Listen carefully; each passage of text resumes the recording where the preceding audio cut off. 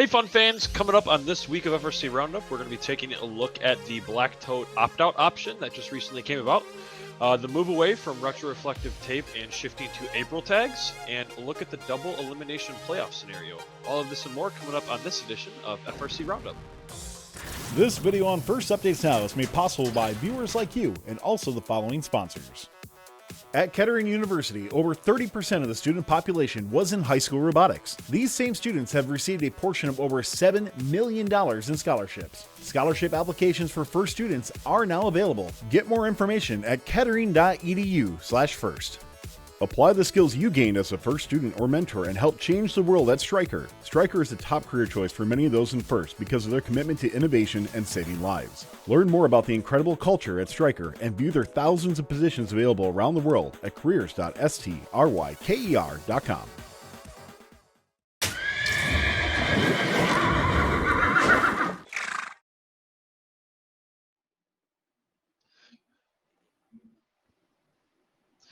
All right, welcome to the show. If you have not caught our show previously, FRC Roundup is where we take a look at anything hot in FRC, highlight some discussion points about events that may have happened, strategy, or really anything that correlates with FRC. If you, the fun community, think that there's a topic that we should take a look at, please feel free to ping me on the fun Discord, and I'll be more than happy to take a look at it. If you're not familiar with me, my name is Nick Mathis, and I'm currently in the 1st and Michigan region. I was previously with Team 4130 and currently with Team 33. And I am Connor McBride, mentor for Team 166 Chop Shop and game announcer in the New England District. Our guests tonight are Juan, Chong, and Kristen Chong. Kristen is a space and radiation effects engineer and FRC referee and formerly a strategy mentor. Juan is a motion sensors integration engineer and FRC FTA. Juan, Kristen, welcome to the show. Thanks for having us. Thank you. Yeah, no problem. Thanks again for coming on. Jumping right into our first topic, we're going to be taking a look at the Black Tote opt-out. So I believe first released this blog just under a week ago now, over on the 22nd last week. And, it was the rendition of, introducing some of the kit apart items that are going to be within this year, but then also noting a new option that's going to be new for the 2023 season. So on top of the normal drivetrain opt-out kit, where you can get the $450 Andy Mark voucher. First is also giving teams the options to also opt out of the normal Black Tote that every team gets, or what is really known as the kit aparts for the veteran teams. Important to note that if you do opt out of this, you'll be given 2 vouchers of $125 a piece to Rev Robotics and Andy Mark. And one thing that I thought was cool about this is that first is separating the season specifics. So what they're calling the game specifics. So it's a set of game pieces, pneumatic tubing kit, the alumni pin packet, shaft collars, the participation pins, and then the National Instruments kickoff packet.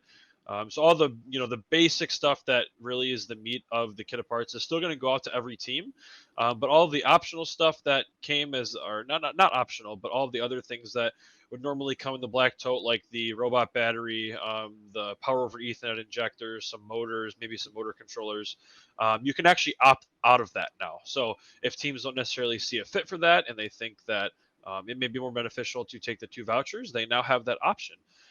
So one thing that I thought was neat is Little Lavery on Chief Delphi also posted on this that some items that you may end up replacing if you take those vouchers, the main breaker, which is $47, the robot battery, $50, the robot signal light, which is around $170 new, the PoE injector, $11, and then some snap action breakers too. So really just depends on, where your team's currently at, what you have in stock, and if it might be more beneficial to you. But overall, I think it's a good move to allow teams to now have the option of possibly opting out of that if it benefits their team better. But Connor, we'll go ahead and start with you and then throw it over to our guests on the overall opinion on this. Yeah, so I'm really in favor of this. So as for being on a team that's now going into our 27th season, we have a lot of stuff in our shop. A lot of the stuff that we're able to kind of reuse, like, we have a lot of Ethernet cables. We have plenty of dual lock that we've gotten from over the years in the IGA's chain. And And to be honest, I don't think I really want the nice little squishy brain anymore in the kit of parts. I don't really need that anymore. To be able to get the Rev Robotics and AndyMark voucher, those are super helpful. Especially where 166 has now gone swerve. Having that extra $125 goes a long way for needing more motors, motor controllers, stuff like that. And we also tend to buy majority of our compliant wheels from AndyMark. So I mean, there are some in the black tote, but then we can go and get specifically what we want from AndyMark with that voucher. That's what I see. And I know a lot of teams are going to go either way. Even for veteran teams, it might just make more sense to be like, all right, let's just get the tools and stuff handed to us, and we'll use that instead of having to figure out exactly what we need. Maybe that's your team's cup of tea. Maybe it's not. I'm not entirely too sure what 166 is going to do, but if it was my decision for my team, I know that we would go for the to opt out and go for those vouchers. Yeah, and you bring up an important point too that I thought of immediately when this got about is, with that AndyMark voucher and a lot of teams moving to Swerve, with AndyMark now being a supplier of Swerve Drive specialties, I wonder if that voucher will be able to be used for that. So that's one of those things about that. Yeah, that's one of the things that came up to mind right away for me. But I know, Kristen, Juan, you're not directly with teams anymore, but from your experience that you have over FRC, overall thoughts on the possible opt-out, well, not possible, the opt-out option that is now available for teams? I'll Go for it, Kristen. I'll jump in. I'll speak about this from. I actually want to start from the supplier's perspective. Since previously I had worked with analog devices and some of the supplier side of that, where if you wanted to put something in the kit of parts, you had to be able to commit to give. I forget what number they always threw around. It was something like 3,000 of a given item if you wanted to put something physically in the kit of parts. And for some items, for some suppliers, that may not be a feasible number. And this opt-out is almost guaranteed going to reduce the number of totes that first has to deal with shipping out, which also lowers the barrier of entry for suppliers that maybe they have this cool sensor, but they cannot afford to donate 3,000 of them. Or maybe maybe it also helps cut back on waste, like Nick and Connor both already kind of hinted at. But yeah, from the team perspective, it's like, how many teams have umpteen billion of those IGUS bags? I know one time with we sorted through, we had like a whole whole gray tote full of just IGUS stuff, which was great when we wound up needing it. But then you have to sort through everything that was in there, and maybe there was like one year that they had that one specific part you're looking for, and you happen to get it that year. But yeah, like the first thing that comes to my mind is this big bag of IGUS parts, which are both useful but also take up a lot of space. The little brain was the best part of the IGUS bag. Everybody knows that. Yes, 100%. Anything else to add? Yeah, absolutely. I mean, I'll throw out there from the FTA perspective. My goal is to keep robots, connected and working. And I actually am very sad to see that PoE injector not be included. Agreed. I mean, in my opinion, whether you're a veteran, we would actually, on our team, we would actually purchase 5 or 10 of them, and whoever we pick for eliminations, we'd give them out. We'd walk up to the team and say, hey, you don't have a PoE injector. All right, let's fix that. That was just a thing we did. I'm pretty sad to see it not be included. Other than that, I really do love that the vouchers, if they're anything like how you used to be able to use the $400 voucher, I would love to see what teams wind up picking up. If you're a veteran team and you're using an SDS module, well then maybe you'll pick up a couple of bevel gears or an extra wheel or some tread or things like that. So I'm all for it. I wish we had that spare though. Yeah, 100% agree. All right, well, before we go ahead and jump into our next topic, we're going to go ahead and bring on our producer Tyler to talk about our wonderful friends from Stryker. Yeah, we're also going to start a giveaway as well too. With that. Yep. So yeah, let's go ahead and start the giveaway first. We'll do that. So from our friends at Vex Pro, they're giving away a set of 10 VersaFrame gusset packs. You can pick any one you want if you win. So if you do win, you do have to message me on Discord, preferably. Let me know which pack you want. So we can send that out to you. So if you're interested in winning this, you're going to type in the keyword "gimme gussets," all one word. Yeah, thanks, Connor. Just like that in chat, that's your opportunity to win. A little bit about the VersaFrame gussets, by the way. Provide for connections in many different configurations, in addition to a variety of angles commonly used in mechanical design. Custom bearing and motor mounting gussets allow for seamless integration into designs incorporating rollers or other motion elements. So once again, gimme gussets.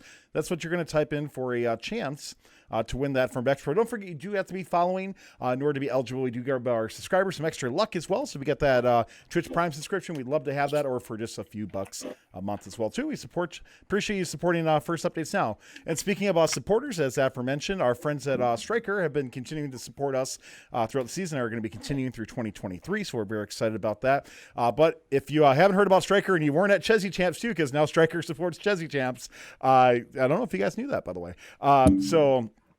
Go ahead over to careers.stryker.com. The internship portal is open for 2023. So if you go there and click on students and graduates, you can get more information for that and learn more about what Striker has to offer with their paid internships as well.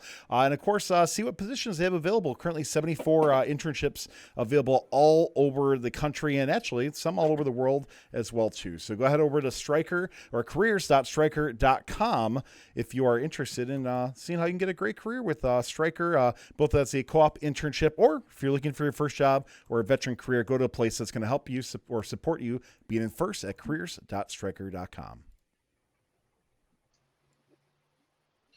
All right, awesome. Thank you, Tyler, and thanks again to our friends from Striker. Jumping into our next topic, recently announced, also I believe last week or the week before, was the move away from retroreflective tape and moving to AprilTags.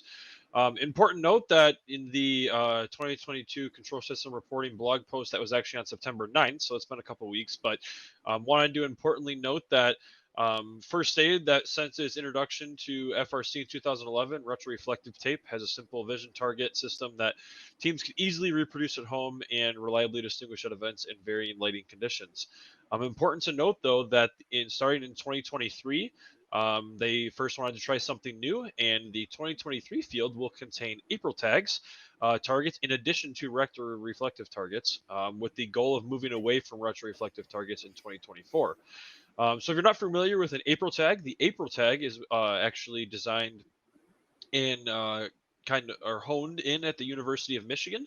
I have a friend that I graduated high school with that actually got to use AprilTags within class and uses it as their current job now as well. So from a standpoint, AprilTag seems to be a much more reliable system regardless of the lighting condition, and will be more beneficial for teams in the long run to use the AprilTag. So I know, Kristen, Juan, you come from analog devices or software background, so anything on either of your ends that you would like to add regarding to the move from AprilTags, and then we'll go ahead and throw it to Connor. Well, I'll let you jump in first because you're probably even more versed in the implications than I am. But Yeah. yeah. I mean, to start off with, kind of why these are cool, right? To be honest with you, right now with the retroreflective tape, if we stop and think about, like, if you're looking at a goal, if you try and look at a goal, or you try to tell where you are on the field, you try to see, what position you're in, or, what side of the goal you happen to be pointing at, you can't really tell.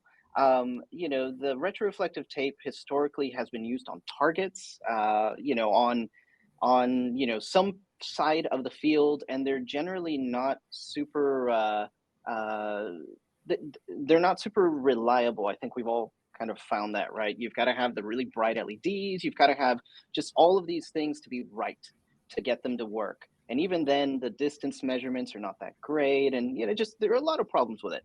The nice thing about AprilTags is, like you can see in this graphic, the vision system, just using a camera, you can use something, if you have the processing power, as simple as a webcam. You can look at these tags and you can quickly identify which one is which. You can tell them all apart. In addition to that, you can also see their orientation. You can see, you can kind of get an idea for absolute position, and that absolute position is huge. We always talk about, you know, gyroscope drift and sensor drift, and you know, what everybody needs to do. You know, I guess what everybody would love to do is, I'd love to know where on the field we're at, where we're pointing, what we're doing, and we usually use an IMU to do that. Now the cool thing is we can fuse both the AprilTags and the IMU data. So as your gyroscope kind of starts to drift or rotate out, you can use the AprilTags to say, no, I'm actually still pointing here, and you can cancel a lot of that drift out. Yeah, that's So awesome. I actually, yeah, it's a very, very cool thing to have access to. Another point that I didn't really see anybody in the Chief Delphi thread point out is AprilTags, because they're going to be attached to the different surfaces and different places on the field. As the field border starts to move, or you know, as some, you know, robots slam into it, and it starts just kind of creeping as the competition goes on, those AprilTags don't necessarily change. So if you can see 2 or 3 AprilTags at once, you already know, you can very quickly figure out what the field border is doing. So now that's lining up awesome. for shots, doing stuff like that, it's totally possible. And I want to throw in something because you mentioned like for the retroreflective targets, you typically have to have some bright LED pointing at it. Everyone likes to use green, especially because the limelights have kind of popularized the color green. But I've definitely seen people shine, you know, super duper bright flashlights at it for the same purpose. Being someone that like as a referee standing on the side of the field, or I can only imagine being a driver behind the glass, you have all these robots driving around with these bright stinking LEDs pointing at everything. And every now and then, if it's at the right height, it's going to blind you for a second. And I've actually had issues where like a robot's light was so bright that I could not look at the field. And as a referee trying to keep an eye on the match, making sure that, you know, pins get counted the way they're supposed to, and all these time critical things, that can be difficult. Or if you're a driver trying to, you know, line up the right shot, that can make it difficult. The AprilTags really help with that. And the thing with the AprilTag system specifically compared to other similar visual, they call them visual fiducial systems, is it is designed to be it's designed compared to other similar systems to be less prone to false positives. So seeing a target that's not actually there. It's also you know, it's designed to be very quick to recognize, so it's not as much visual processing theoretically compared to the retroreflective tape, which teams have to rewrite the code for every year because the shape changes every year. Now you can just kind of keep reiterating on the same set of code, and in fact, there are a lot of pre-existing libraries for detecting these tags out there because they're so widely used. So there's a lot of information already out there for teams to go ahead and jump in head first and really start diving into this tag system. Honestly, I'm kind of surprised we haven't seen it show up earlier because it has become pretty ubiquitous. Like I don't know if they actually use them, but I've definitely seen them at the Amazon Fresh store here in Seattle on the walls. I've not seen a robot driving around the Fresh store, but I have seen these same AprilTags, so I can only imagine they use them for something, and there's a reason that they're being used like this. I think I've seen the Walmart robots use them, right? In stores, like the robot cleaners at Walmart are using them. Yep. Yeah, absolutely. And Connor, I'll tell you what. Oh, go ahead. To throw out there, a lot of folks are saying, well, you know, it requires a lot of processing power and it might be a little bit difficult. And, you know, like Kristen mentioned, there are a lot of libraries already out there that'll run on a Raspberry Pi. I actually saw a library that is designed to run on a Raspberry Pi W. So one of the small, thin Raspberry Pis. It's the nice thing is you're not looking for super high resolution. You don't like Kristen mentioned, you're not trying to do a lot of visual filtering. You don't really have to do any of that. It's pretty straightforward. Yeah, it's also going to be more lighting condition tolerant. So, you know, situations where you have the sun coming from one side of the field, making it look different. You're not doing these vision calibrations anymore. Minute Maid. Sorry. Oh man. Sorry, I had to clear my throat. I apologize. Yeah, just to piggyback off what Juan and Kristen said, I'm assuming Limelight is going to pivot to obviously using the AprilTag, and there'll be software that's released that will be able to be used with the AprilTags. But Connor, before we go ahead and move on to our final topic, anything to add? Yeah, I don't have a whole lot other than this is awesome. We don't use a whole lot of vision on our team, but I think the ease of access to be able to buy your vision, actually not even buy your vision target, print it out on your printer instead of going to wherever we get this retroreflective tape, buying it, waiting 5 to 7 days for it to show up in your mailbox. Now you can just go to your standard home printer, print out your AprilTag, tape that sucker to the wall, and start practicing. Yep, exactly. I'm sure. Oh yeah, I'm sure FIRST will give us, from the FTA standpoint, I'm sure they'll give us spares to replace tags as needed. But hey, listen, as tags get ripped off of walls and stuff, I can just print them on the field printer and stick it back on there, and it'll be great. Yeah, for sure.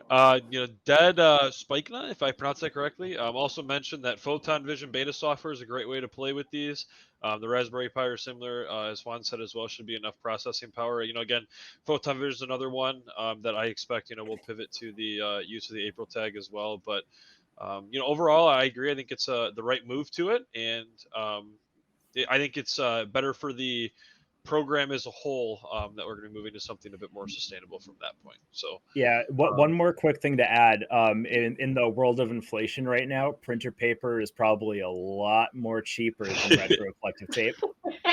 So saving those bucks. Yeah, exactly. All right, before we go ahead and jump into our next topic, we're going to go ahead and bring Tyler back on to talk about our great university from where I'm from, Kettering University.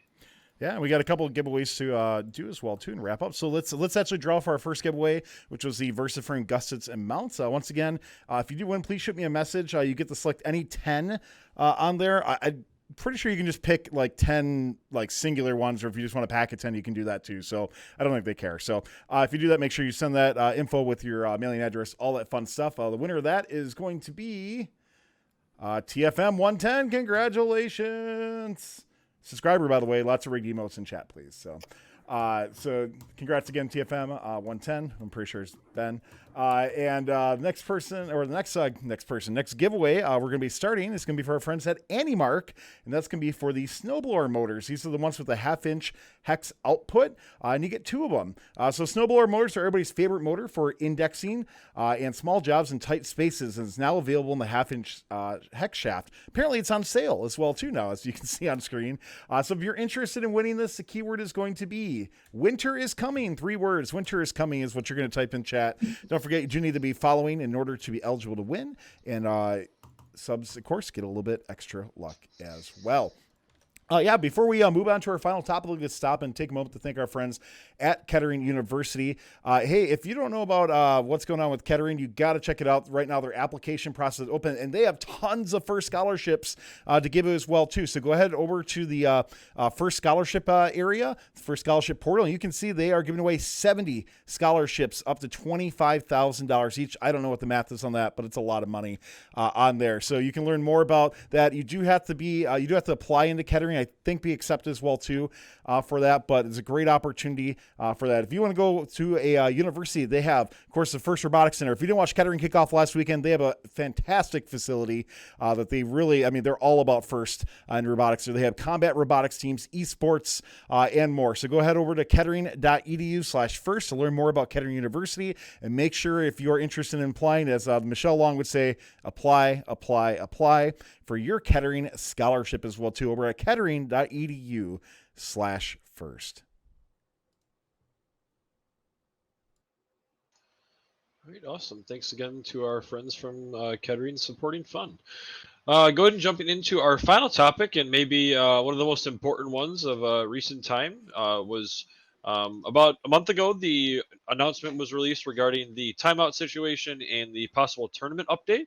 But we're mainly going to be focusing on the possible move to the double elimination round versus the standard bracket, the standard best of three bracket that we've seen for many years in FRC.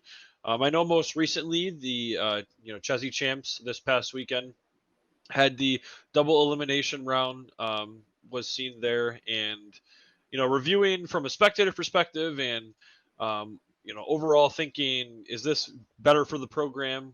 In my opinion, I think that overall it's better for the program. I think that being a spectator online watching Chessie champs, I thought that it was really neat to see all of the alliances not necessarily play the same opponent. Not play their same opponent for their two matches that they may get, or if they move further past that. I thought it was cool to see that the 8 alliance didn't have to go against the gauntlet of a number 1 seed, where a lot of the times at districts that number 1 seed is it's a big step down from the number 1 and 2 to possibly the 3 and 4, and gives the 8 alliance a little bit more of a chance to possibly move later in the rounds. But I do like the move to double elimination. I've been saying it for the past couple of years, and I'm glad that First and the committee that they've created is taking a look at the double elimination playoff scenario. And we're actually in the blog post noted that they were going to be reviewing Chessie champs and how it went there. So I thought that was a cool thing to add as well. Connor, I know you have a pretty strong opinion on the double elimination round, so we'll go ahead and throw it to you, and then talk to our guests as well and see what they think. Don't like it. Yeah, I'm not a fan of double elimination. I understand the concept. 2 losses and you're out. I mean, it's a relatively simple one, but to a new spectator, someone new to First, or really just new to that bracket, it's not very spectator friendly unless you feel like you really dive into it and start to understand the bracket. Like the best 2 out of 3 quarters, semis, and then finals is very straightforward. I like it. And it's a lot easier for me to describe it to my grandma versus a double elimination bracket, in my opinion. I didn't get to watch a whole lot of Chessie champs to see it play out. However, I have ran an event with double elimination I think we ran it for almost a decade, and we killed it in 2019. For one of the reasons being we didn't have enough teams to run it. 2, it's kind of, that bracket can be a little bit of a mess sometimes. If we were to go and change it, I do prefer a round robin. You can't really, a round robin 8 alliances is way too many matches. If we can keep it down to like a 6 alliance 4 teams, that still gets your same amount of 24 teams into the playoffs. Every alliance gets to play every other alliance at least once, and you really get to see a lot of like well-rounded teams, and you're not limited to maybe 2 matches and you're out. Because like with a double elimination bracket, if you make one mistake, you're going right down to the losers bracket. And if you do it again, or like, wasn't there like a red card situation at Chessie champs? Yeah, you get a red card, boom, you're going home. Yeah, so I mean, my rebuttal to that though is that like it doesn't necessarily change in the best of 3 scenario either, right? And maybe that's like a view on, maybe we need to review, how serious a red card actually is. And I know that was mentioned in the Chief Delphi thread as well. But if there's an instance where you break your first match, in quarters, and then you get a red card your second, and I'm not saying, it definitely sucks, but regardless of the situation, you're still out, right? You're still losing twice versus the double elimination perspective. But I do agree from a spectator standpoint, like somebody who doesn't know FRC walking into the gym, double elimination is a little bit more difficult to kind of wrap your head around versus the standard bracket. But Kristen, Juan, anything to add on the overall double elimination scenario? Kind of, I didn't mean to cut you off. There's anything else? No, I just kind of want to add a couple more things, and because like a lot of our like sports playoff brackets are like a quarter, semi, and a final, and we tend to we want to, First is normally tended to follow that trend, and then kind of going back to like the round robin, where that it's very rounded out where every alliance has a like really solid chance to get to the finals. At my team's off-season event we hosted this past weekend, the finals was Alliance 1 and Alliance 6. And 6 actually ended up winning. So that really, to me, allows like everyone to be able to kind of bounce around a little bit and really see who the best teams are there. I don't know. Yeah, I mean, I have to think of this from this is kind of both a volunteer and a spectator perspective in a way. My brain instantly jumps back to 2017 where tied matches were not uncommon. In fact, it was, especially in the lower levels of play, it was far more common to tie a match than it was to not tie a match. And so multiple levels and multiple matches were going into, a third match. And what I did like about the double elimination was the predictability of how long this thing is going to last. Exactly. So it's not like, oh, nope, now we gotta wait for the other thing to finish up. Okay, now we're waiting for this thing to finish up. Here's no, tiebreaker 5. Tiebreak this one. And like that, especially in Steamworks, was just such a drag. And especially once you get into finals and like even the tiebreaker, columns weren't breaking. And so you're just going match after match after match after match.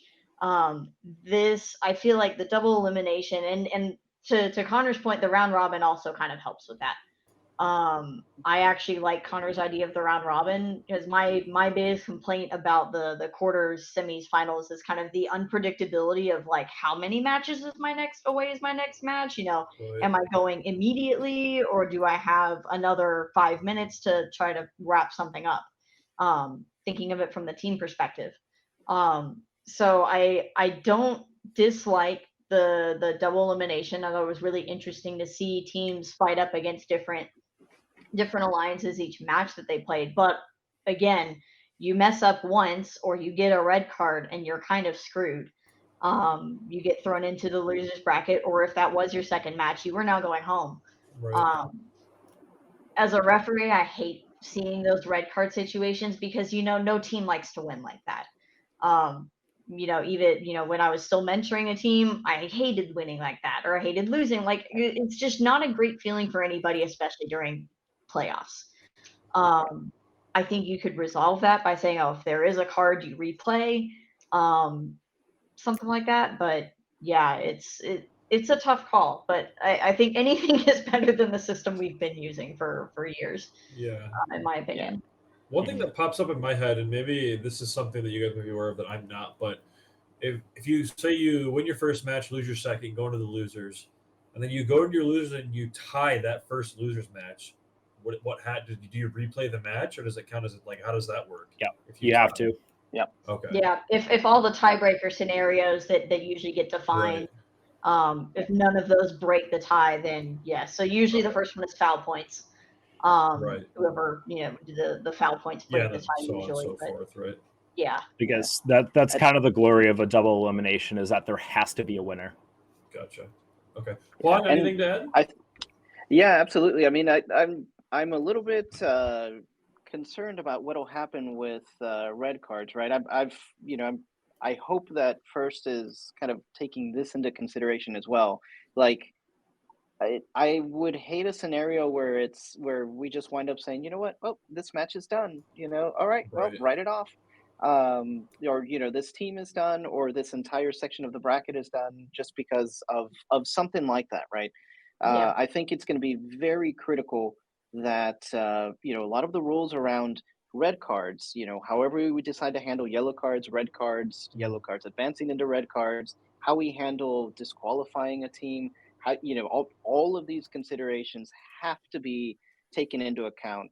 I hope by First in the season rules, just because this, it's at the end of the day, it's 2 and you're done, right? Or it can be 2 and you're done, and nobody wants to fight their way throughout all of qualification matches, wind up getting picked and then just go out like that.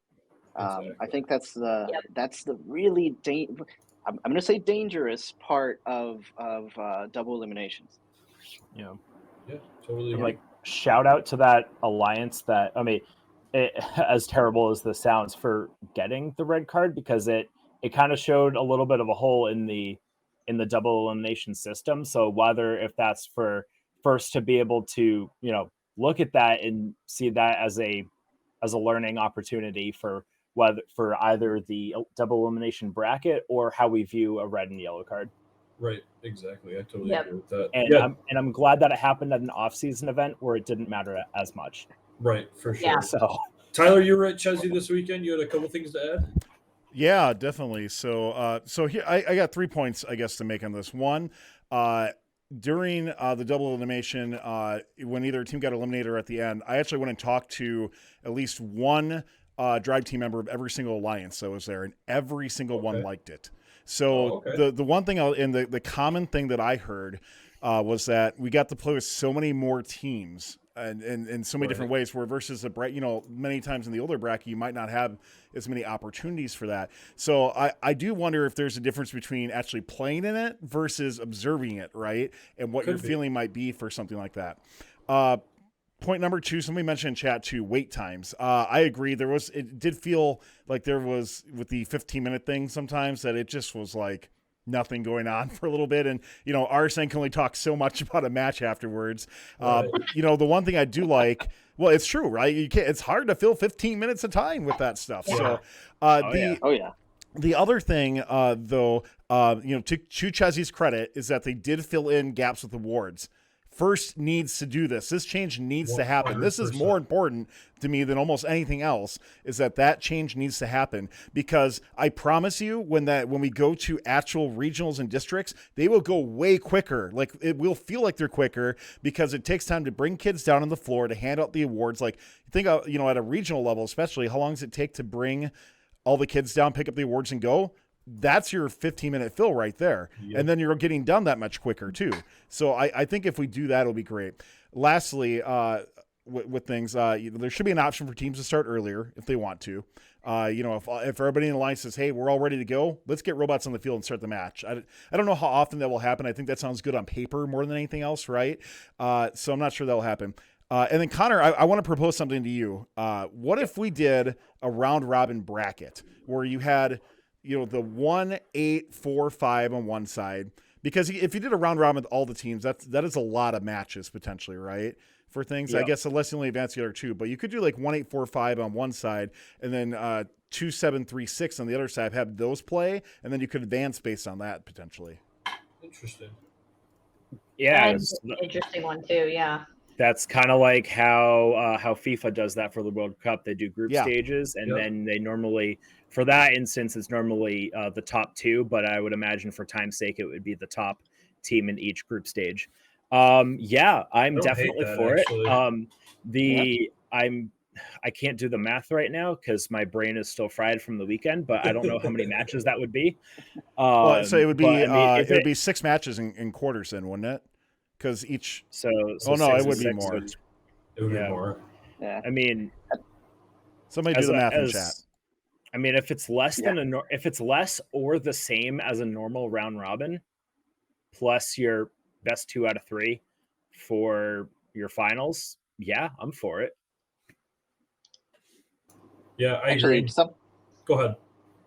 Something else I'll throw out there that kind of snuck in under the radar, but that they also implemented, was being able to choose your own driver's station. That's huge. Yes. Yeah.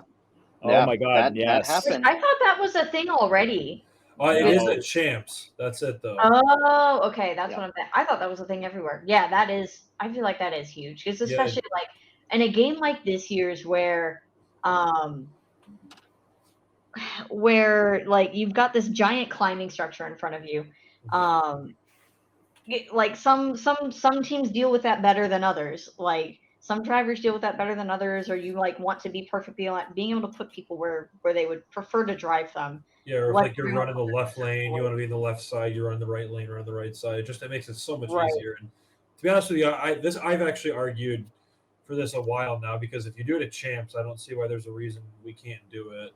Throughout the software is there. I know it's there. It's just a matter of getting to use it. So, Kristen brought up a great thing, because that's exactly what the 166 Alliance did on Newton this year at champs. because we on paper we had a triple traversal and we did it. We had 2486. We stationed them in driver station 1 because they were going to climb right in the middle between 166 and 51. So we wanted to give them the best vantage point possible to be able to get that off and have a 45 point climb. Yeah, for sure. That's huge. Oh yeah. Okay. Anything else to add on this topic from anyone? All right. No, I'm go ahead. Yeah. Oh, go ahead. I was saying I'm just really excited to see change. Like I actually do want to thank FRC for even entertaining changes like this. Yep. So definitely hats off to the team. And Fiona was there, by the way. So if you don't know, Fiona Hanlon, awesome. who is the person who was running these groups of volunteers that were doing this and organizing all this, she was at the event watching the whole thing too. And so I'm sure she got some fantastic. I know she got fantastic feedback from that as well too. And I'm sure that will play into a lot of the decision making on what's going to happen. Yeah, that's awesome. Yep. To hear. My biggest thing is like that red card situation. Like I really think that if this is going to work, that needs some attention. Just don't lose, and you can get a red card, and you don't have to worry about it. So. Yeah, there you go. Oh, easy. Stupid, right? Like, and like in my head, like from a referee perspective, it's like it's high tension, it's high stress, dumb mistakes happen, and you hate for a dumb mistake to be the reason you get knocked out of the race, and this makes it that much to do, and it just, as a volunteer, it stabs me in the heart. I hate it. You were the one who gave the red card, weren't you? I want that to get attention. Tyler. I feel very strongly about that. Kristen, did you call that foul? No, I did not. All right. That was not me. It was a mess of I don't want to dive into kind of like what actually happened. It was a mess of like 3 robots collided, and after the fact, one was missing a panel and one wasn't moving. Just like, oh boy. Other people saw it better than I did, so I can't speak to what actually happened. But announcing red cards hurts just as much too. It sucks. I have had to do one in an off. So I did WV Rocks in 2016, and I did have to do a red card in a limbs for like a safety violation. The same team violated 3 different safety rules in cleaning their robot off the field, and I hated it. And it's never fun because then you have to explain why there's a big fat goose egg on the score. Right. It's just that's never been a fun part of refereeing. I had to announce 4 of them at North Shore. The fun part's being right next to the field. Yeah, being right next to the field is definitely an experience. Yeah. But Tyler, why don't we go ahead and bring you back on and draw for that Andy Mark giveaway? Yeah, we can definitely do it. Once again, winter is coming. Was the keyword I was trying to see? This is Mat 6 where the red card happened. I was trying to see if we could see where the collision was. Because I think it was 694 got the red card, right? There, right there. Yeah, it was this collision right here. Like, this is roughly whenever, like, all these robots were in the same spot. And, like, 604 drove away missing a panel. Another robot was, like, stuck for basically the rest of the match. 604, like, deposited a panel inside of them. 604 panel, you can actually kind of see it on the floor. Yeah. But, yeah, it was just, like, 3 robots collided, and afterwards one wasn't working, and it's what happened. So, yeah, I was on the wrong side of the field to see what happens. Fair enough. So, let's go ahead and draw for the giveaway. Hold on a second. Never mind. There we go. Sorry. Winner is going to be Creative Casey. Congratulations, Casey. You have won the snowblower motor with 1/2-inch hex output from our friends at AndyMark. So once again, I know you've won something before, so make sure you reach out with all your info and get that out. And thanks again to AndyMark and VexPro for the giveaways, and thanks to Stryker and Kettering for all their support as well too. Yeah, for sure. Thank you, everyone, for tuning into FRC Roundup. Special thanks to those of you who clicked that follow button or stepped up to help fund with a Twitch subscription or donation. Your support really helps us continue to make great content. Don't forget, you can watch FRC Roundup archived at youtube.com/first updates now and watch live Mondays after FRC recap during the competition season or monthly now that we are continuing in the off season. Thank you to Kristen and Juan for jumping on and being our guests today. And on behalf of our producer, Tyler Olds, my co-host, Connor, and all fun correspondents, I'm Nick Jr., and thanks for watching. Good luck to any teams that may be competing in any off-season events before our next show. see you next time, same day, same time, where we take a look at what is going on with First Robotics on FRC Roundup. Thanks, everyone. This video on First Updates Now is made possible by viewers like you and also the following sponsors.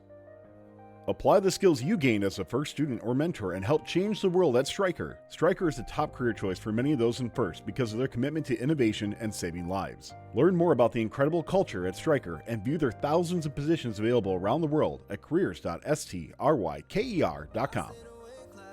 At Kettering University, over 30% of the student population was in high school robotics. These same students have received a portion of over $7 million in scholarships. Scholarship applications for FIRST students are now available. Get more information at kettering.edu/first. Don't forget to like, subscribe, and ring the bell to stay up to date on our new videos. Keep the conversation going and provide your input to our content. Watch our live shows at twitch.tv/firstupdatesnow. Join our Discord at discord.gg/firstupdatesnow and check out Fun FTC on Facebook, Instagram, and Twitter, and First Updates Now on Facebook, Instagram, TikTok, and Twitter.